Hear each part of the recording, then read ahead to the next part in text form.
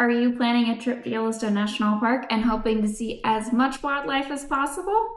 Well, hi, my name is Natalie. I am a tour guide in Yellowstone National Park for the past few years, and today I'm going to share my practical tips to help you maximize how much wildlife you are seeing in the park.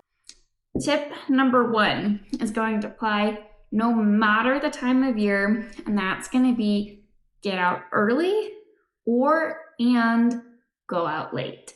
The majority of wildlife is most active during the crepuscular hours. So this is at dawn and at dusk. That's not to say I haven't seen wolves in the middle of the day. I haven't seen grizzly bears in the middle of the day. I have. I've seen all kinds of wildlife in the middle of the day, especially things like bison and elk. However, you're going to have the best chances of seeing the most wildlife if you get an early start. This is going to also mean that you're going to want to be in your prime wildlife watching locations at sunrise and sunset. So that means the closer to being there at sunrise and sunset you can be, the best chances you have. This means you don't want to be entering the park at sunrise and sunset. You need to be in your wildlife spot at sunrise or sunset. One thing to keep in mind, if you are going to be traveling into the park to watch wildlife at sunrise or sunset, is that the park doesn't really have any lighting on the roads, and sometimes wildlife can be in the road. So drive slowly and keep an eye out for wildlife jumping into the road, because that's the last thing you want to have happen is accidentally hitting an animal. But if you get an early start or go out again once it gets later in the day, you will maximize your chances of seeing wildlife, especially if you're visiting during the summer months when it can get really hot during the day. All right, tip number two is going during the time of year that is best for the animal you are trying to see. There's 63 species of mammals alone in Yellowstone National Park, so there's a lot of animals you may be interested in seeing. But if you have certain specific ones that they are your bucket list animals, there will be a time of year that is most advantageous to viewing those animals. Examples of animals that I typically get requests for are grizzly bears. Grizzly bears and black bears both have a pretty common seasonality amongst them. So if your goal is to see bears while visiting Yellowstone, you're either going to want to visit in the spring or the fall. The spring in Yellowstone is when the bears start waking up from hibernation and they're going to be most active. This is also when the babies are coming out with them. And then in the fall, they're getting ready for hibernation again, so they're very active during that time. Not to say you can't see them in the middle of summer, but you're most likely to see them in spring and fall. Sometimes on day tours in Yellowstone in spring and fall, I see over 10 bears in just one day. So that's one thing to keep in mind. And then bears hibernate in winter, so don't come in winter if you're hoping to see bears. Another animal I get lots of people wanting to see is moose. Moose are not common in Yellowstone, but if you are hoping to see a moose, you need to come in fall or winter. In fall is their rut, so their breeding season. So the males specifically are going to be a lot more active, and you tend to see a lot more of them during that time of year. And then in winter, they're just easier to spot because there's not as many leaves on the trees and there's the white snow. And then lastly, another one that I get requests a lot for are wolves. While wolves are kind of like moose, they can be kind of hit or miss.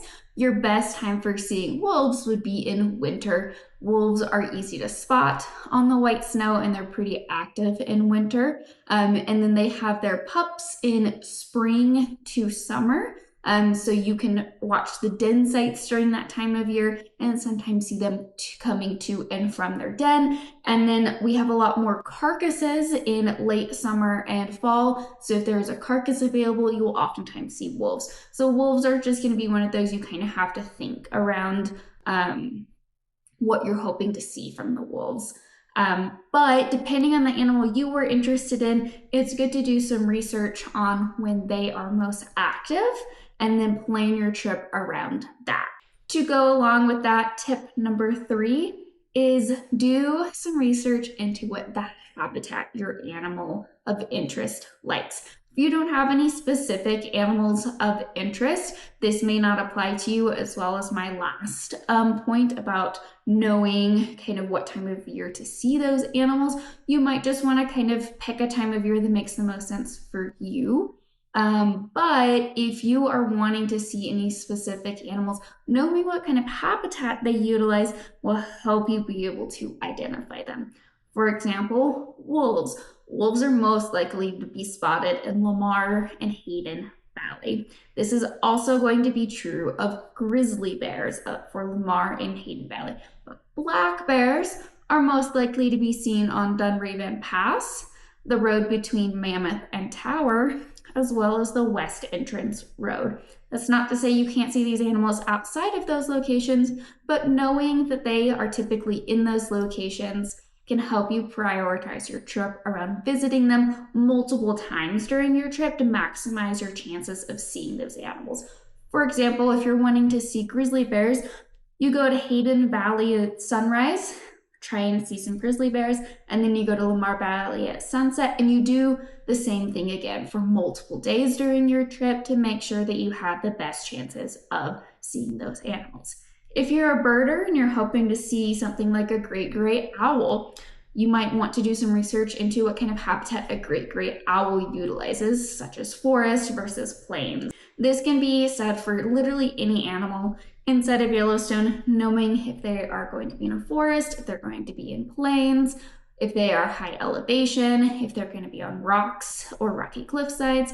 And knowing that kind of habitat, you can make sure you visit that habitat during your trip and spend some extra time there to be able to increase your chances of seeing that animal. Now, let's say you're like, I don't really have an animal of interest. I just want to see as many animals as possible. When should I come? What should I do? Where should I go? That's a lot of things to juggle. I have two options for you. You may want to just hire a tour guide for the day. I know I'm a tour guide. That sounds like self-promoting, but in general, a tour guide is going to know where animals have been seen most frequently. Tour guides are in the park every single day, and so they're going to know that the day before, this is where some animals were seen. They're going to have a very good familiarity with the park. This is also advantageous if you only have 1 or 2 days in the park. They'll do the driving and the scouting for you to help you maximize your time. They can't guarantee wildlife by any means, but they can help maximize your chances of seeing it. If a tour guide is outside of your budget, and the main goal of your trip is to see as many animals as possible, I recommend just coming either in the spring or in the fall when the majority of wildlife is most active, and you can hopefully see a decent amount of animals during that time since you don't have an animal. But if you get out early and go out late, know what kind of habitat your animal is using. If you are going to be prioritizing that animal's time of year that they are most active, and then you go with an expert guide for one of your days that you're in the park, you will have the best chances of seeing wildlife. And then a little bonus tip I have for you is you need optics for seeing wildlife in Yellowstone. Most wildlife in Yellowstone are over 100 yards away, especially our big predators like grizzly bears and wolves. You need a good pair of binoculars or a spotting scope to see these animals, and you can rent these in most of your gateway towns. Do not expect that you will be able to use somebody else's binoculars or spotting scope when you arrive to see wildlife, because oftentimes those are private guides or they are people that is their personal property and they may not want to share or be able to share. They may be on a time limit. So if you bring your own optics, you can enjoy the animals for as long as possible. If you have any additional questions or have any specific animals you're hoping to see and would like me to elaborate further, please leave questions down in the comments. Thanks for tuning in.